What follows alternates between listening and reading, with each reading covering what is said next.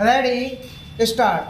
All this has usually a decisive impact at the higher levels of decision making and administration in the universities. For both the representatives of college managements and of teachers, secure representation in the various bodies of the universities of which they form a part. Changes in the structure and content of courses are therefore usually resisted if they call for more appointments at the college level than the managements are prepared to make, or if much more effort is required on the part of the existing staff.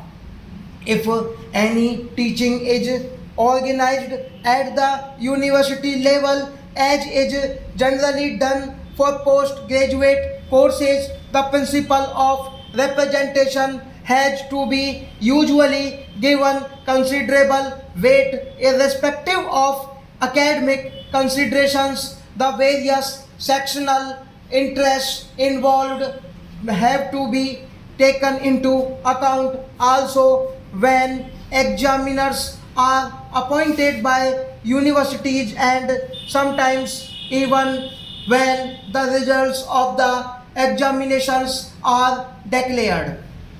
Universities as organized now are in fact highly vulnerable to pressures of various kinds. The representation given to colleges, the system of elections to the more important decision making bodies, and direct dependence on government grants are all political instruments for gaining influence and existing pressure within universities. It is not surprising, therefore, that when teachers and students are also free to participate in political activity, universities get affected very quickly by all undercurrents and conflicts in the society of which they are a part. One of the major problems now is that while political forces are able to gain entry very easily, the universities do not have the means for effectively coping with them. Under these conditions, growth in size beyond a point becomes a particularly serious handicap. Not only are there few economies of scale to be gained by such expansion, but diseconomies set in through their greater vulnerability to pressures from outside and from within. This has become a major problem for many Indian universities. The growing tendencies towards regionalism in the country have also had serious effects on higher education. These tendencies are generally expressed in demands relating to the medium of instruction.